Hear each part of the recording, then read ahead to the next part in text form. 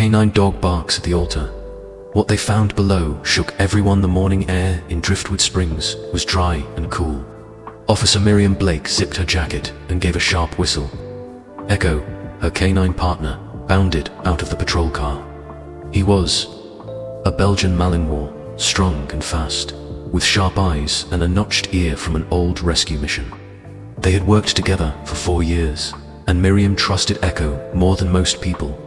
They were out early that day, doing routine drills in the open fields behind the police station. Miriam threw a training dummy across the dirt. Echo ran like a blur, caught it mid-air, and returned with his tail wagging. It was peaceful until the call came in over the radio. Unit 27. We got a report of strange noises near the old church off Highway 9. Jogger said they heard something like singing or chanting. Miriam raised an eyebrow. The Resurrection Chapel, that's the one. Been shut down for years. Miriam glanced at Echo, who was now sitting, ears alert. Copy that. We're nearby. We'll check it out. The Resurrection Chapel was an old, crumbling building surrounded by weeds and silence. 15 years ago, a fire had gutted most of it. The roof had fallen in. Vines crawled over broken stained glass. Windows, people avoided it. Some called it haunted. Miriam never bought into that. But as she stepped out of the cruiser, Echo stiffened. His ears shot up. His body froze. Then he barked, loud, sharp, focused. What is it, boy? Miriam asked. Echo ran ahead, toward the broken front doors. He didn't hesitate, not even when the floor creaked beneath him. Miriam followed slowly, flashlight in hand. Inside, the chapel was still. Sunlight leaked through holes in the roof, casting pale beams onto the cracked tiles. Dust danced in the air. Broken pews were scattered across the floor. Echo barked again, this time from the altar. Miriam walked toward him, stepping over debris. Echo scratched at the floor behind the wooden cross. What are you doing, Echo? She asked, kneeling beside him. She touched the floor. It felt hollow, strange. Echo growled softly and barked again, louder. Miriam stood and called it in. Dispatch, I'm going to need backup. Something's not right here. Then she got on her knees and began clearing the area. The floorboards behind the altar were warped, uneven. One plank had been nailed down recently. It didn't match the others. Miriam pulled it loose. Beneath it, packed dirt, and deeper still, a small, square metal ring sticking out of the ground. She yanked it. A wooden hatch creaked open, revealing a dark hole. The smell hit her first, damp, moldy, like rotting wood, and something worse. Echo, she whispered. What? Did you find? Echo was whining now, pacing in tight circles, barking into the darkness.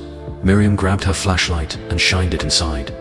At first, she saw nothing, then dash eyes, 4 pairs, blinking wide, terrified, children, double quotes, dear God, she breathed. The kids didn't speak.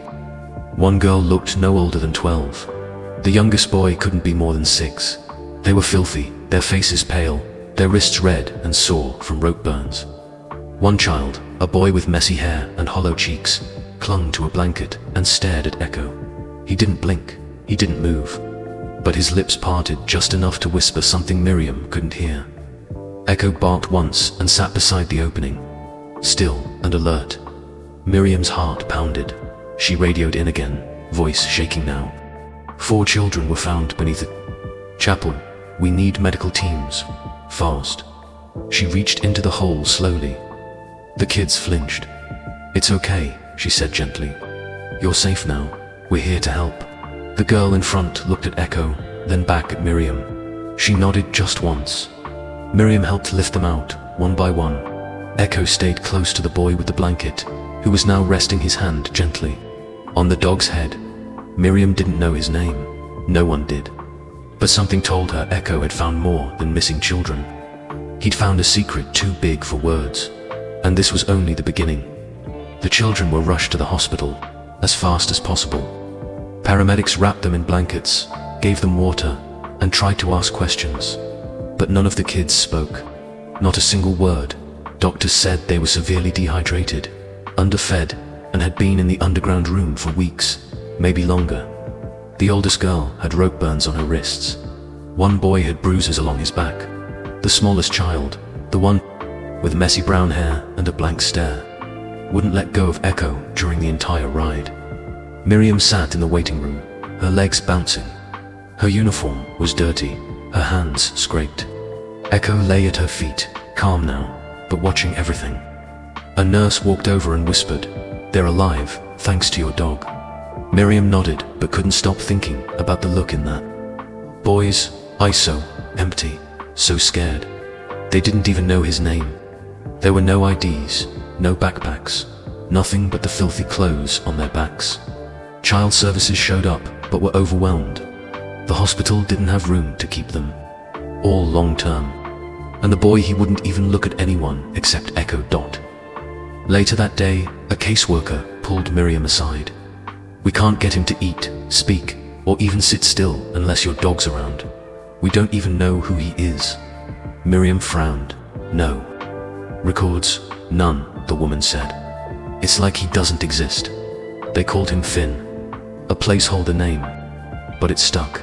That night, after a long shift and dozens of questions from detectives, Miriam found herself back in the hospital room. Finn was sitting on the bed, holding Echo's ear gently in his fingers like a comfort toy. He still hadn't said a word, but his eyes followed Miriam when she entered. "You trust the dog," she said softly, "but not me." Echo lifted his head and nudged Finn, who leaned closer. The caseworker appeared in the doorway. "We're out of emergency homes. I know it's a lot to ask, but would you consider taking him for a few days, just until we can find someone else?" Miriam hesitated. She wasn't a parent, she was a cop, and she was still grieving her own son, who had died 2 years earlier in a hit and run. She hadn't even allowed herself to visit his bedroom since. But she looked at Finn, curled up next to Echo, and something in her heart pulled. "I'll try," she said. "At home, Miriam. Set up a guest room." She brought out old blankets, cleared off a dresser, and laid a sleeping mat for Echo. Finn didn't say a word. He just stood in the doorway, holding his arms close to his chest. He wouldn't touch the food she left out. But he followed Echo. Everywhere like the dog was his shadow. The next morning, Miriam found Finn sitting on the kitchen floor, drawing in one of her notepads. His tiny hands moved quickly with a pencil, sketching pictures of dark hallways, locked doors, and stick figures with sad faces. One drawing showed Echo standing between the children and a man drawn without a face. Miriam gently sat down beside him. "Is that what it was like?" Finn didn't answer, but he didn't move away either. As the days passed, Finn didn't speak, but he started doing small things. He helped feed Echo. He lined up his socks. He even started eating toast, as long as Echo was nearby. It wasn't much, but Miriam saw it as progress. Meanwhile, the investigation grew darker. The detectives found signs that the hidden room had been used before. There were carvings on the wall, strange symbols and numbers. Someone had built that place to keep children quiet and hidden. And whoever did it had been planning for a long time. Miriam kept digging. She couldn't stop. Every new clue made her angrier. How had no one noticed? Why had no one come looking for these kids? At the station, her partner asked if she was okay. "You're taking this personally." "I should," Miriam snapped. "Someone built a prison under a church and left kids to rot. That boy in my house, he doesn't even know who he is." That night, Echo began to act restless. He paced the hallway and barked softly at the walls. Finn sat upright in bed and drew one more picture of fire, a locked door, and the same faceless man. Miriam stared at the page, her jaw tight. Something terrible had happened to these kids, and someone still needed to answer for it. It was late in the evening when Miriam sat down at her kitchen table, flipping through Finn's latest drawings. Each one was more detailed than the last, still scary, but clearer. One picture showed a strange symbol, a circle with sharp lines. Through it, drawn again and again in the corners. Another showed a tall man standing behind the children. But the man's face was always scribbled out. Miriam looked across the room. Finn sat on the floor with Echo, gently brushing the dog's fur with his fingers. He still hadn't spoken. but he had started humming when Echo was around. The sound was soft, like a memory trying to come back. Back at the station the next day, a detective named Carlos handed Miriam a folder. "We found something weird in the church basement," he said. "Old notebooks, burnt papers. Looks like they belonged to some kind of cult." Miriam opened the file and saw photos of pages filled with strange writing and hand-drawn symbols. "What kind of cult?" "They called themselves the Listening Silence," Carlos said. "They believed silence could unlock something. Divine thought. Kids were the only ones pure enough to hear it." Miriam's stomach turned. "So they locked them away, to listen." Carlos nodded. "No records, no trace. Just rumors from years ago. But this notebook," he tapped the page, "mentions a name. Grayson Clem." She repeated the name. "Grayson Clem, that's our guy. We think he used to work at a psych facility 2 towns over. Fired for strange behavior. He vanished after that." Miriam's thoughts raced. Finn's drawings made more sense now. The silence wasn't just loneliness. It was forced. The fear, the tight space, the whispers he was never allowed to speak. That night, Echo barked for the first time in days. He stood at the front door, nose to the ground, whining and pacing. Finn followed him, holding Echo's collar with both hands. "Something's up," Miriam said. She knelt down next to Finn. "Did he smell something?" Finn looked at her. Slowly, he nodded. Miriam grabbed her keys and flashlight. "Let's go." She let Echo lead the way. He pulled hard down the block, turning corners until they reached the back of an old building, a counseling center that had closed months ago. Miriam knew it had once been a hospital annex. The windows were boarded up. A faint light flickered from inside. Miriam called for backup but didn't wait. Her gut told her time was short. She followed Echo through a side entrance. The hallway smelled of bleach and mildew. Echo growled, low and steady. Inside one of the rooms, Miriam heard footsteps. A door creaked open. She raised her flashlight and saw him. A man stood there, thin, pale, wearing a long grey coat. His eyes were sunken, his hands trembling. "Officer," he said softly, "you're not supposed to be here." Miriam aimed her light higher. "Grayson Clem," he smiled. They were safe. They were listening. No one ever listened before. Miriam's voice tightened. "Where's the child?" She heard a whimper from behind the door. Echo lunged forward, barking with all his strength. Miriam shoved the door open. A small girl was tied to a chair, ducked, tape over her mouth. Tears ran down her cheeks. Miriam ran to her, cutting the tape with a pocket knife. "You're safe now." Grayson stepped backward, reaching into his coat. "They never understand. Not the silence, not the beauty of it, Miriam raised her taser. "Don't." But Echo moved first. With a deep bark, Echo charged and knocked the man off his feet. The taser clattered to the floor. Backup sirens wailed in the distance. Grayson was arrested that night. The girl, only 6 years old, was returned to her family. She had been missing for 4 days. Back at home, Finn waited on the couch. When Miriam walked in, he ran straight to Echo and wrapped his arms around the dog. He still didn't speak, but when he looked at Miriam, his eyes said everything. She knelt beside him. "It's over," she whispered. "You helped stop him." Finn picked up a crayon and began drawing again, this time a house, a woman, a dog, and a boy holding a balloon. No dark corners, no cages, just light and peace. The days after the rescue moved slowly, like a soft wind after a storm. The town of Driftwood Springs was buzzing with reporters, neighbors bringing meals, and city leaders giving speeches. But inside Miriam Blake's quiet house, everything was calm, peaceful. Finn had begun to settle in. He still didn't talk, but he was changing. He no longer flinched at every noise. He ate more than just toast, now sometimes pancakes, even macaroni. He helped feed Echo each morning, scooping the kibble carefully into the bowl like it was a sacred job. One afternoon, Miriam picked him up from school, his first full day with Echo by his side, wearing a blue therapy vest the department had issued just for him. A teacher walked over and smiled. "He stayed all day," she said. "Even joined art class." Miriam looked at Finn through the rearview mirror as they drove home. He was quiet, but he was holding a folded piece of paper in his lap. When they got home, he handed it to her. It was a drawing of a stick-figure woman, a big brown dog, and a little boy standing between them. The boy was smiling. Above them was a house. On the roof, in crayon letters, it said, "Home." Miriam's heart ached in a good way. She hung the picture on the refrigerator. That weekend, they visited a small animal therapy farm outside town.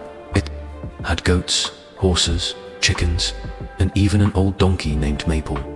Finn didn't speak there either, but he stayed close to Echo, petting each animal slowly and gently.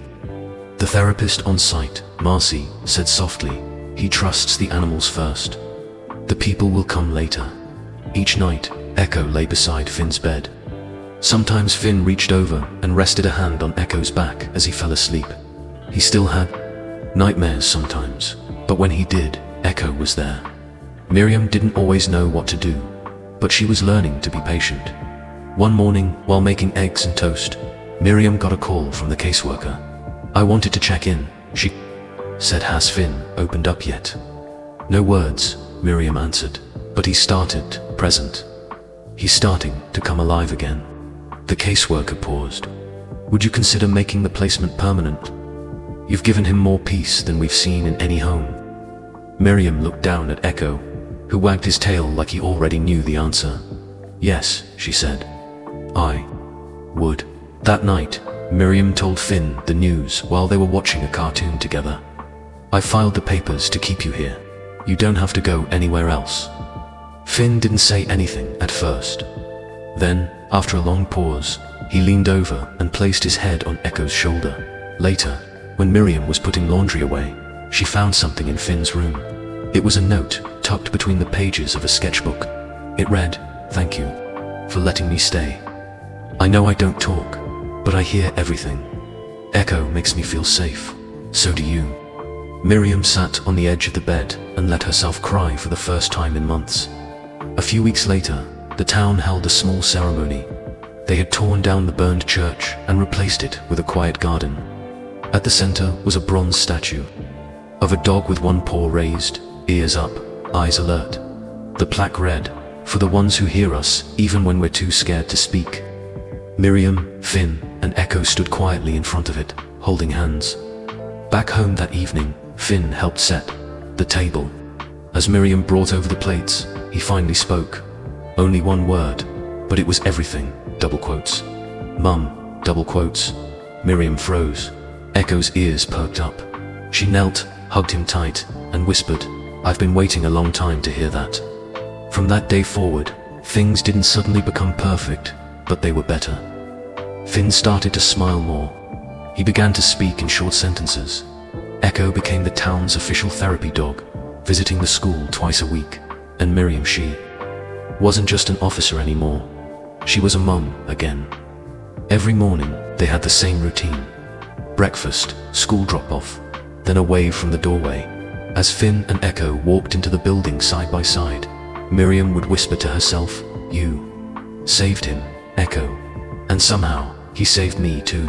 Subscribe to our YouTube channel, Love Tales of Tales, for long, heartwarming pets and animals. Love stories that stay with you long after they end.